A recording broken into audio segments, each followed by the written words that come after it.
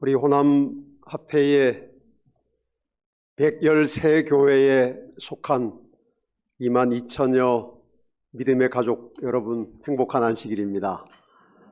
정말 뜨거운 여름의 몇 날을 여러분과 함께 말씀을 나누며 보낸 2022년 여름, 제 평생에 아주 기억될 소중한 시간이었습니다.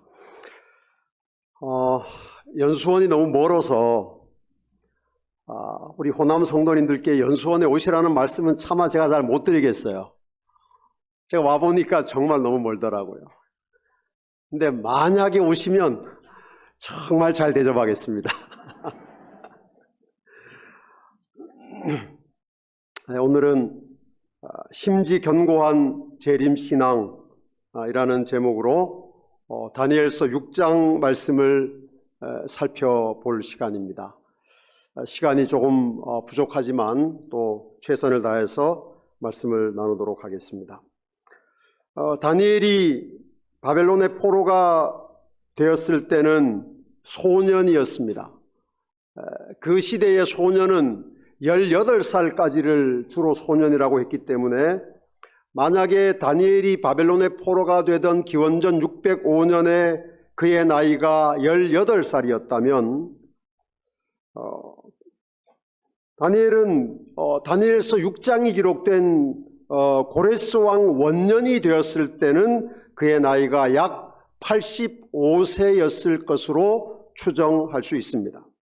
그렇다면 다니엘서 6장에서 다니엘은 이미 약 70년 가까이 바벨론에서 생활한 것입니다. 10년이면 강산이 변한다고 하죠. 70년이면 7번이 변한 길고 긴 세월입니다. 그동안의 세계의 패권과 질서가 다 바뀌었습니다. 제국이 무너지고 다른 제국이 들어서고 수많은 왕들이 즉위하고 사망하는 일이 반복되었습니다.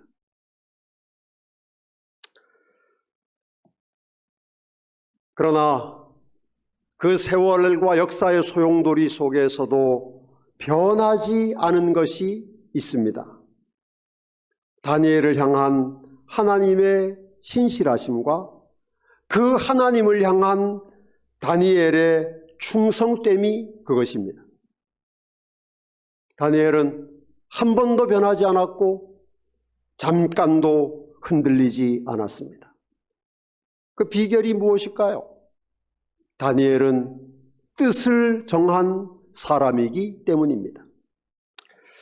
이런 다니엘의 생애를 묵상할 때에 떠오르는 성경절이 이사야 26장 3절 4절 말씀입니다. 우리 같이 읽으십시다. 시작. 주께서 심지가 견고한 자를 평강하고 평강하도록 지키시리니 이는 그가 주를 신뢰함이니이다. 너희는 여호와를 영원히 신뢰하라. 주 여호와는 영원한 반석이심이로다. 아멘. 여러분, 다니엘은 정말 하나님의 말씀을 사랑한 사람입니다.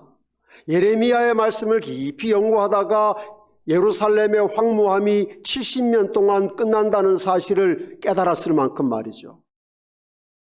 그렇기 때문에 다니엘이 예레미야보다 더 먼저 살았던 이사야 선지자의 말씀을 몰랐을 가능성은 거의 없습니다.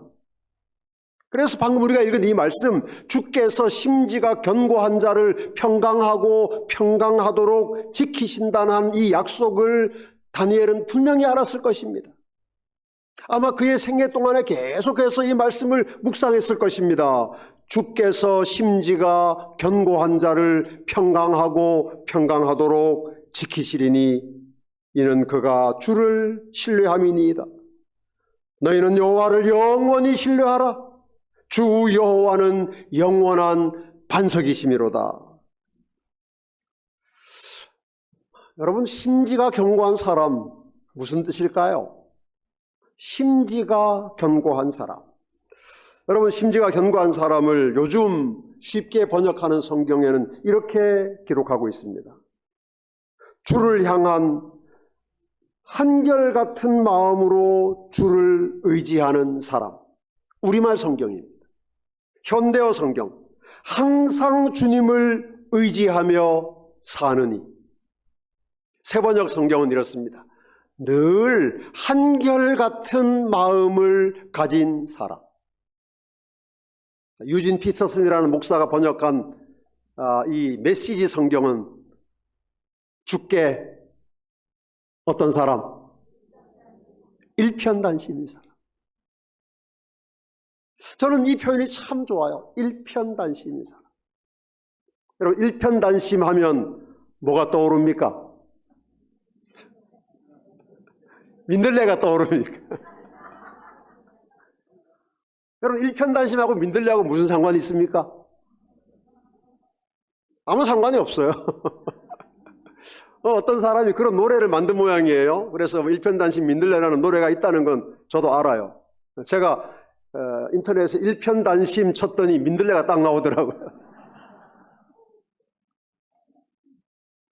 네, 여러분, 일편단심 꽃이 있어요.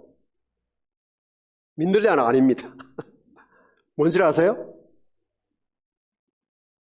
해바라기입니다. 해바라기가 일편단심 꽃이에요. 아침부터 저녁까지 일편단심 태양만 바라보는 꽃입니다. 요즘은 이 노래 잘 안 부르는데, 그렇죠? 이렇게 좋은 노래가 왜 이제 사장됐는지 모르겠어요. 해바라기 해 따라가듯 나도 예수님 따라갈 테야. 여러분, 재림신앙은 일편단심의 신앙입니다. 일편단심이야말로, 심지의 견고함이야말로 우리 신앙의 핵심이고 본질이고 DNA예요. 다른 거 다 잃어버려도 괜찮습니다. 몰라도 괜찮아요. 2300주야, 70일에 예수님의 본성, 복잡하고 어려운 문제, 머리 아프시죠? 알면 좋아요. 몰라도 괜찮은 건 아니지만. 그런데 그것보다 더 중요한 거 이겁니다. 일편단심, 예수님 바라보고 예수님 사랑하고 예수님 따라가는 거예요. 해바라기 해 따라가듯.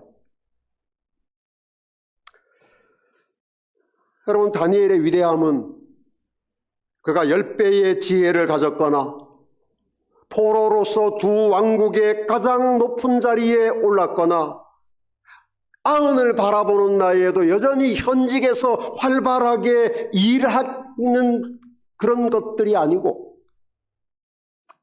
다니엘의 위대함은 심지의 견고함에 있습니다. 한결같음, 하나님을 향한 오랫동안의 변함이 없는 순종, 일편단심, 해바라기 같은 다니엘. 여러분, 재림 성도는 계시록 14장에 기록된 세 천사의 기별로 형성되어서 마지막 시대를 살아가는 하나님의 백성입니다. 그렇습니까?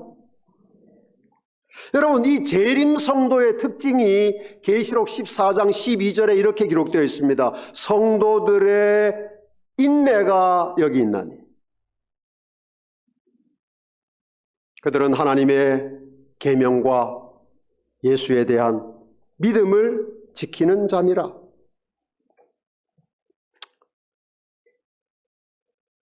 여러분, 재림신앙 어렵고 복잡하지 않습니다. 일자무식도 재림신자로 살아가기에 충분하고 넉넉합니다. 일편단심, 주님을 향한 사랑과 믿음만 있으면 말입니다. 인내하면서 하나님의 계명을 지키고 인내하면서 예수에 대한 믿음을 지키는 것이 재림신앙입니다. 다니엘이 그랬던 것처럼 말이죠. 사탄은 이런 다니엘의 심지를 꺾기 위해서 쉼없이 공격했고, 다니엘은 하나님을 향하여 정한 뜻, 즉 심지를 지키기 위해서 일생의 싸움을 싸웠습니다. 다니엘서 6장은 이 모든 다니엘이 치룬 영적인 전쟁의 마지막 전투입니다. 백발의 다니엘에게 가장 혹독하고 맹렬한 공격이 시작되었습니다. 다니엘 6장 4절, 이에 총리들과 고관들이 국사에 대하여 다니엘을 고소할 근거를 찾고자 하였으나 아무 근거 아무 허물도 찾지 못하였으니 이는 그가 충성되어 아무 그릇됨도 없고 아무 허물도 없음이었더라. 여러분, 다니엘이 오랜 세월 동안 바벨론과 메대의 최고위 관직에 있었습니다. 거의 70년 동안. 여러분, 그 긴 세월 동안 다니엘이 누구나 받는 뇌물을 한 푼이라도 받았더라면, 누구나 다 하는 비자금을 단 1원이라도 조성했더라면, 단 한 장이라도 가짜 영수증을 만들었다면, 세금을 떼먹은 것이 아니라 조금 줄여서 낸 적이 있었다면 다니엘에게는 이런 시험이 오지 않습니다. 다니엘이 그렇게 살았다면 사탄이 이런 시험으로 공격할 만한 가치가 없는 사람입니다. 왜냐하면 그 가짜 영수증 하나로 충분히 다니엘을 실각시킬 수 있기 때문이에요. 뭐 굳이 하나님의 계명에 대한 법을 만들어가지고 뭐 이렇게 저렇게 할 필요가 전혀 없어요.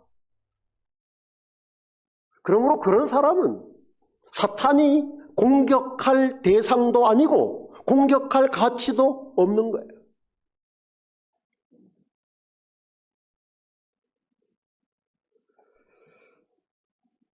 그래서 그들이 내린 결론이 다니엘 6장 5절입니다. 그들이 이르되 이 다니엘은 그 하나님의 율법에서 근거를 찾지 못하면 그를 고발할 수 없으리라 하고. 이번에 우리가 다니엘과 함께하는 재림신앙, 그런 제목으로 말씀을 나누고 있습니다. 여러분, 이 말씀이 다니엘이 이렇게 그 총리들과 고관들이 국사에 대하여 다니엘을 고발할 근거를 찾으려고 샅샅이 그의 인생을 뒤지고 다니엘이 지나간 모든 곳에 CCTV를 다 돌려보고 다니엘의 카드와 뭐 이 모든 것 뭐 계좌를 뭐 정말 낱낱이 살펴보아도 아무것도 찾아낼 수 없었다. 이런 말이 지금 다니엘서에 기록된 이유가 뭘까요? 왜 기록됐을까요?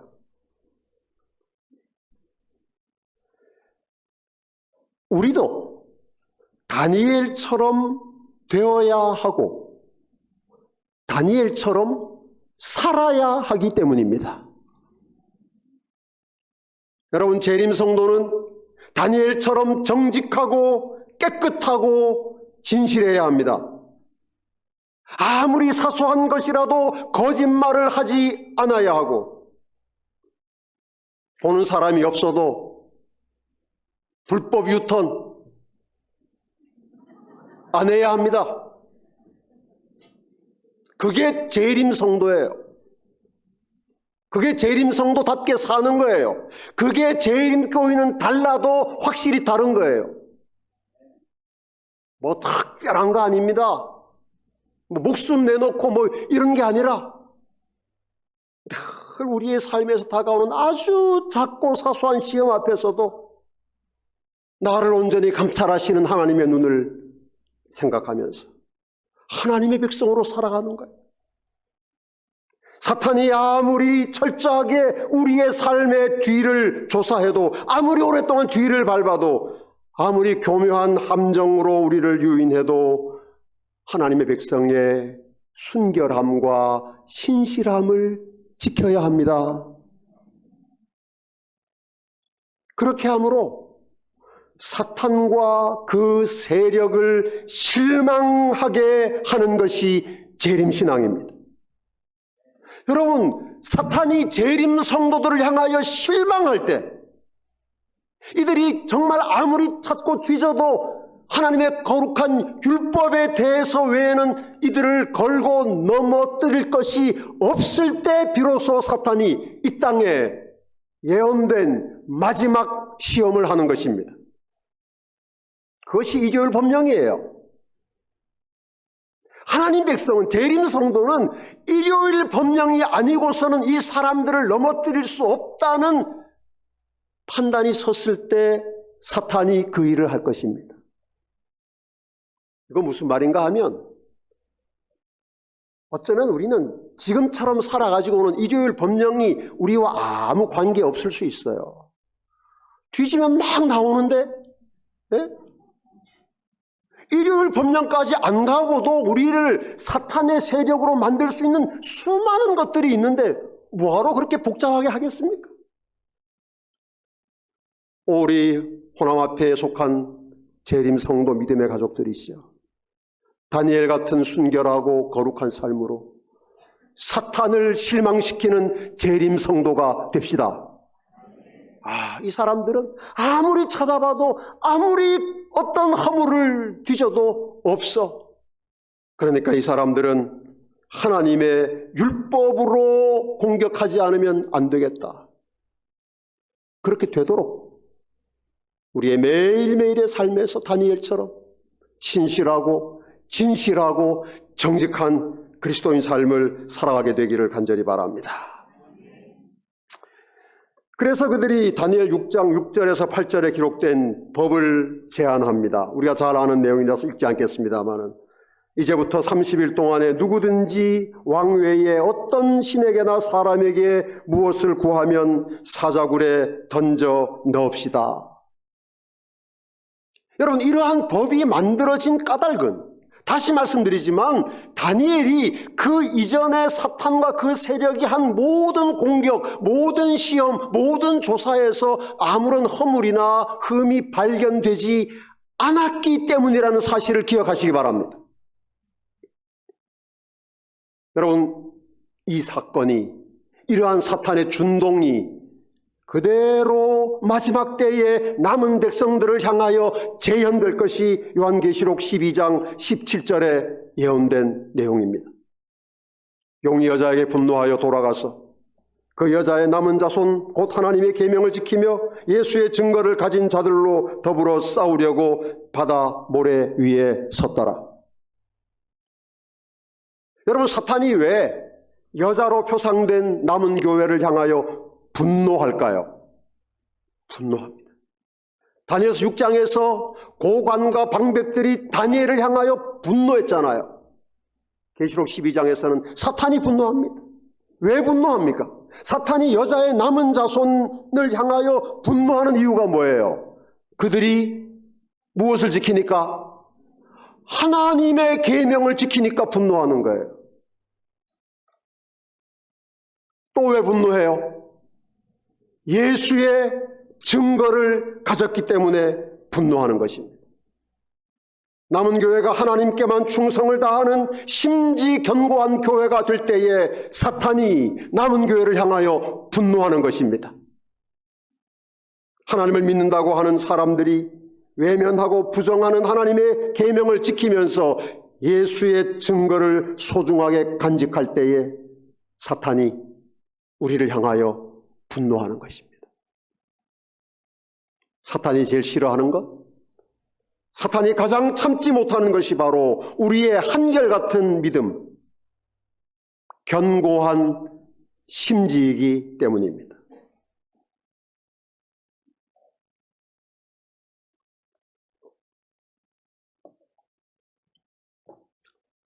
다니엘 한 사람을 넘어뜨리기 위해서 온 메대 왕국이 지금 난리가 났잖아요. 다니엘 한 사람 때문에, 한 사람. 다니엘 한 사람을 하나님의 백성에서 사탄의 악위로, 손아귀로 데려오기 위해서 지금 메대 나라가 법을 새로 만들었잖아요. 대단하지 않습니까, 여러분, 사탄이? 그 정도로 사탄이 심지 견고한 하나님 백성이 이 세상에 한 사람만 있는 것도 못 참는 거예요.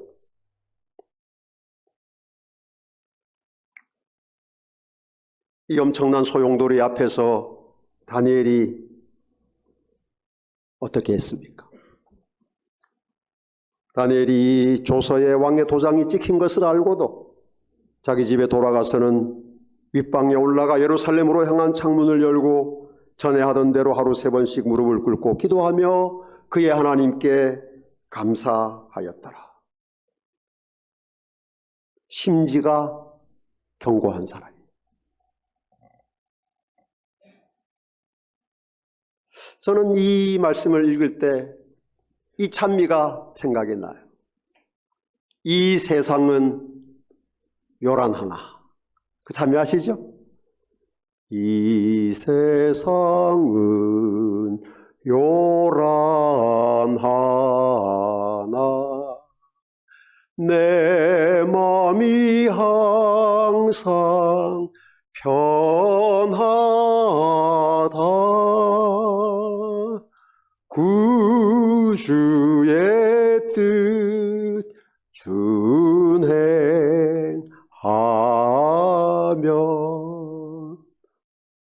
그 다음 뭡니까?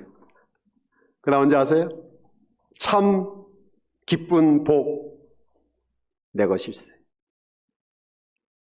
세상이 아무리 요란해도 하나님 백성들 죽이겠다고, 하나님의 신실한 한 백성을 없애겠다고 무슨 법을 만들고 뭐 일요일 휴업령 만들고 죽이라고 명령, 세상이 아무리 소란하고 복잡해도 심지 견고한 하나님의 백성은 마음이 편안해요. 내 영혼 평안해, 내 영혼 평안해. 그렇게 노래할 수 있습니다.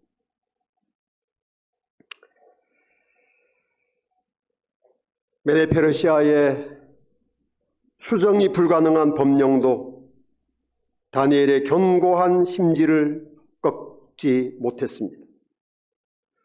다니엘은 그 조서에 자기 한 사람을 겨냥한 왕의 조서에 도장이 찍힌 것을 알고도 견고한 심지로 하나님을 섬겼습니다. 그리고 다니엘은 하나님을 향한 자신의 태도를 숨기지도 수정하지도 않았습니다. 사실 여러분, 이 다니엘에게 주어진 이 시험은, 사탄이 다니엘 앞에 파놓은 함정은 매우 간교한 거예요. 여러분, 내용은 간단합니다. 앞으로 30일 동안 왕 외에 어떤 신에게나 어떤 사람에게나 뭐 하면 안 됩니다? 기도하면 안 됩니다. 그게 다예요. 그러니까 여러분, 이거 사실 빠져나갈 구멍이 너무너무 많습니다. 일단 30일 동안 기도 참으면 돼요. 그렇죠? 여러분 중에 30일 동안 기도 안 하면 난 죽는다, 절대 나는 못 참는다, 혹시 그런 분 계세요? 많으시기 바랍니다. 그러나 30일 동안 기도 막 하고 싶지만 참으면 돼요. 마음속으로 하면 되죠. 그렇죠? 이 문제가 뭔가 하면 다니엘이 늘 정해진 시간에 하루 3번씩 집에 가서 예루살렘을 향하여 창을 열고 사람들이 다 지켜볼 수 있도록 기도하기 때문에 문제예요. 그래서 30일 동안 기도를 안 참아도 돼요. 기도를 하는데 어떻게 하면 돼요? 문만 닫으면 돼요. 그럼 아무도 못 봅니다. 그러면 고소할 근거를 찾지 못하죠.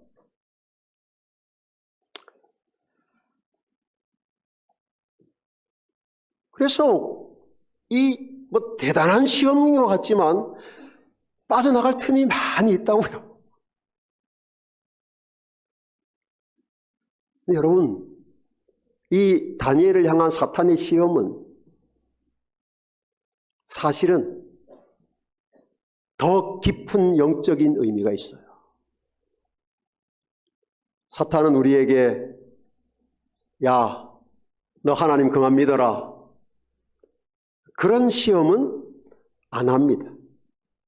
너 안식일 그만 지켜라. 뭐 안식일 이제 안식일 지키지 말고 너 재림교인 다 이제 주일날 예배당 가서 예배드려라. 그런 시험 할까요, 안 할까요? 안 합니다. 여러분에게. 왜 안 할까요? 왜 안 할까요? 여러분, 사탄이 그런 시험 하면 넘어가시겠어요? 아무도 안 넘어가는 시험을 사탄이 왜 하겠습니까? 아니, 그리스도인들 보고 너 하나님 믿지 마라. 그런 시험이 안 넘어가죠. 안식일 지키지 마라. 안 넘어가죠. 11조 드리지 마라. 안 넘어가죠. 여러분, 사탄이 이 메대의 온 그 고관들을 뒤에서 조종하는 거. 네. 해서 만든 이 법은 사실은 이거예요. 네 신앙의 표준을 조금만 낮춰라. 신앙을 버려라. 그게 아니고요. 왜냐하면 다니엘 보고 야, 너 신앙을 버려? 그러면 다니엘이 절대 신앙을 버리지 않을 거라는 사실을 알기 때문에 그런 시험 안 하는 것입니다. 믿어라. 믿어라. 헌신해라. 충성해라. 그런데 너무 열심히 하지 마라.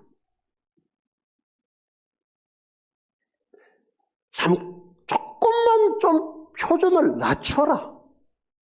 30일 동안만 기도를 멈춰라. 30일 동안만 기도를 하더라도 문이라도 닫아라. 뭐 이런 거예요. 표준을 낮추라는 유혹입니다.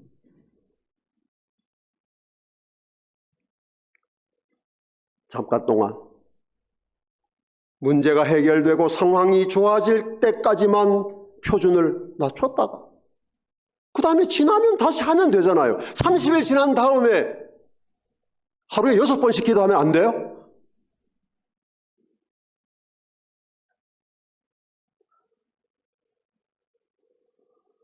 하지만 다니엘은 표준을 한치도 양보하지 않았습니다. 표준을 낮추는 것보다 차라리 표준을 지키며 죽는 것이 다니엘의 선택이었습니다. 재림성도 여러분, 오늘 우리의 신앙의 표준이 날로 날로 높아지고 있습니까? 아니면 낮아지고 있습니까? 우리 정직하게 우리 자신의 삶을 한번 살펴봅시다. 신앙의 표준, 더 선명해지고 있습니까? 아니면 더 흐려져 가고 있습니까? 우리가 안식일 어떻게 지킵니까? 우리가 예배 어떻게 드립니까? 우리가 헌금 어떻게 드립니까? 다 합니다. 안식일도 지키고 예배도 드리고 헌금도 드리는데 문제는 재림성도의 재림신앙의 표준이 세월과 함께 점점 낮아져 가고 있다는 사실.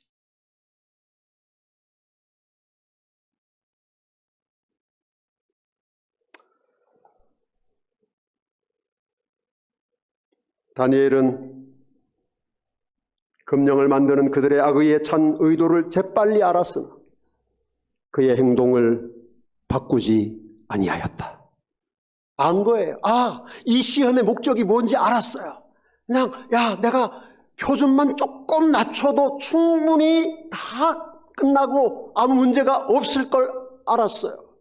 근데 여러분, 다니엘이 표준을 조금만 낮추면 다니엘의 하나님이 창피당하시는 거예요. 다니엘의 하나님이 영광을 못 받으시는 거예요. 그래서 다니엘이 그들의 악의에 찬 의도를 재빨리 알았으나 조금도 그의 행동을 바꾸지 않은 것입니다. 차라리 그는 생명 그 자체를 버릴지언정 하나님의 도우심에 대한 그의 소망을 버리고자 하지 아니하였다. 그는 침착하게 방백들의 수령으로서의 의무를 수행하였고, 기도의 시간에 그의 방에 들어가 평상시의 규례를 따라 예루살렘을 향하여 열린 창문에서 하늘의 하나님께 그 소원을 아뢰었다. 그는 자신의 행동을 감추려고 노력하지 아니하였다. 그는 그가 하나님께 충성하는 결과가 어떻게 될지를 잘 알고 있었으면서도 동요하지 아니하였다. 이것이 이 시대에 우리가 배우고 실천해야 할 재림신앙입니다. 그래서 어떻게 됐습니까? 다니엘이 이렇게 해서 어떻게 됐어요? 사자굴에 들어갔어요. 사자굴에 들어갔습니다. 우리가 지금은 이것을 과거의 역사로 읽으니까, 이제 결론을 알고 읽으니까 다니엘이 사자굴에 들어간 게 걱정이 돼요, 안 돼요? 아무 걱정이 안 돼요. 오히려 사자굴에 잘 들어갔어요? 잘 들어갔어요. 안 들어갔으면 큰일 날 뻔했어요. 그런데 우리가 다니엘의 관점에서 다니엘이 되어서 이 말씀을 보면, 이렇게 신실하게 끝까지 표준을 낮추지 않고 충성하면 하나님께서 하늘에서 동아줄을 내려주셔가지고 동아줄을 타고 하늘로 올라가야 되겠는데, 동아줄이 안 내려오고 다니엘이 어디에 들어갔어요? 사자굴에 들어갔어요. 여러분, 그래도 충성해야 합니까?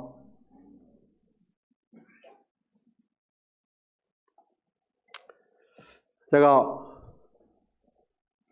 다니엘이 사자굴에 들어가서 그날 밤을 어떻게 보냈을까, 제가 연구를 했습니다.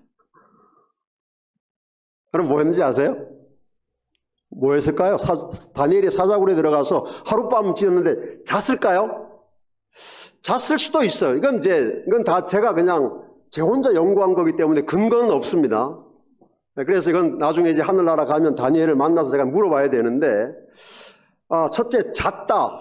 근데 제가 생각하니까 잠은 안 잤을 것 같아요. 어떻게 그 엄청난 밤에 잠을 자겠어요? 물론 자는 것도 굉장히 은혜는 돼요. 사자들이 막 자장가 불러주는 데서 다니엘이 밤새도록 잠을 잘 자고, 이것도 은혜는 되는데, 저는 이제 그것보다는 아니야, 그래도 다니엘이 그 밤에 그 사자굴에서 말씀을 암송했을 거야. 성경을 가지고 가지는 못했을 테니까 성경을 암송했을 거야.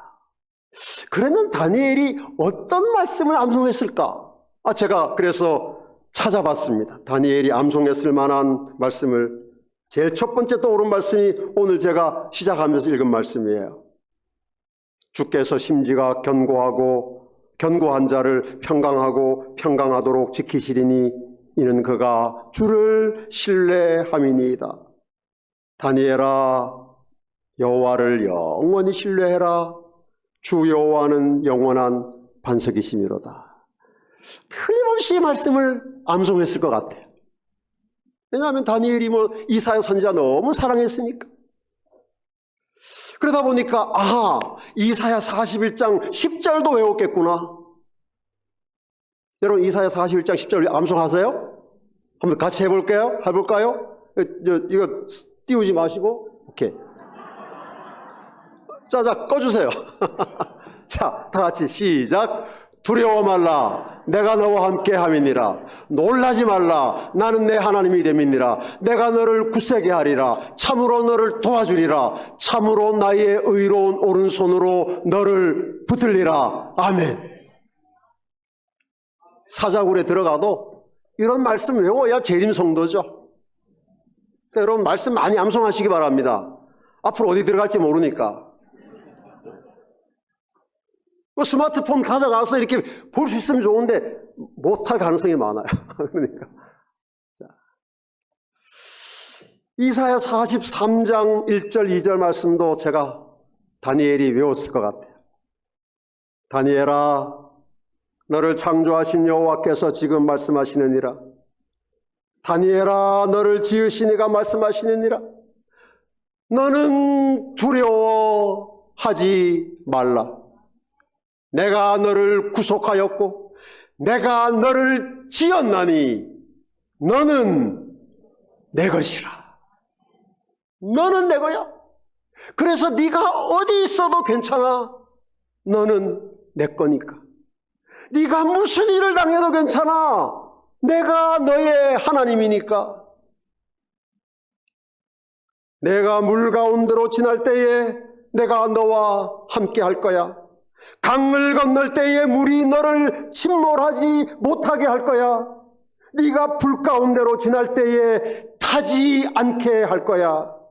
불꽃이 너를 사르지도 못할 거야. 왜냐하면 내가 네 하나님이요 이스라엘의 거룩한 이요 너의 구원자이기 때문이야.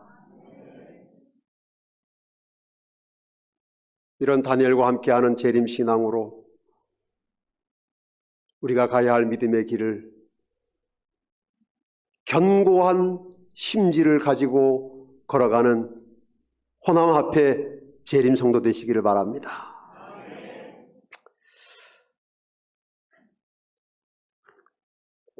여기서 딱 마치면 되는데 제가 조금 더 다니엘이 말씀 암송만 한 게 아니라 또 한 것이 있기 때문에 그까지 말씀을 드려야 되겠어요. 또 뭐 했을까요? 옳죠. 찬미, 찬송. 어제 우리가 여러분 다니엘이 말이죠. 어제 우리가 극한 상황에서 찬송했는데 일단 사자굴에 들어갔는데 사자들이 자기를 안 잡아먹잖아요. 빙빙 돌면서 그냥 마치 무슨 오랫동안 다니엘이 키워온 강아지처럼 와서 말이지 막 다니엘을 막 핥아주고 막 부비고 막 그랬을 거 아니에요. 다니엘이 찬송 불렀을 거예요. 찬미 암송하다가 또 말씀 암송하다가 찬미 부르고 암송하다가 찬미 부르고 그랬을 텐데 무슨 찬미 불렀을까요? 제가 여기 찬미 3곡 정해왔는데 한번 다니엘이 불렀을 법한 찬미, 물론 그때는 없었기 때문에 다니엘이 못 불렀지만 알았으면 불렀을 찬미. 찬미가 631장. 내 영혼이 주 은혜로. 3절. 다시 시작.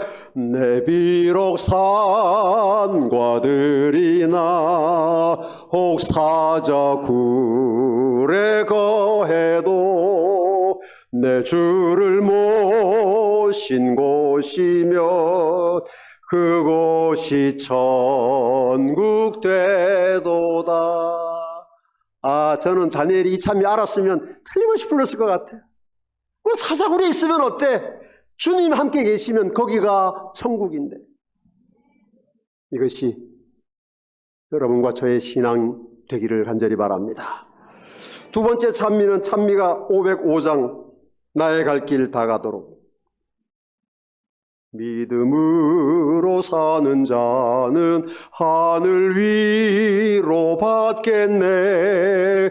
무슨 일을 만나든지 만사형통하리라. 무슨 일을 만나든지 만사형통하리라.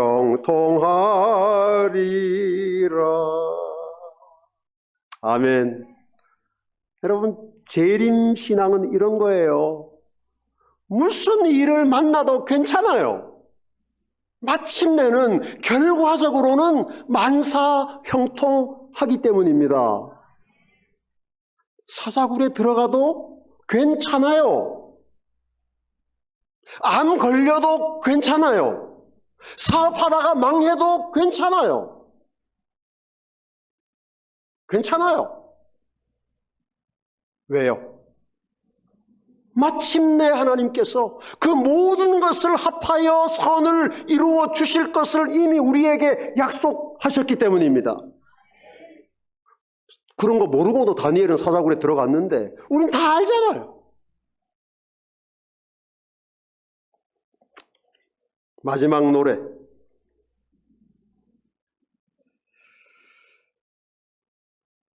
이 노래 아십니까?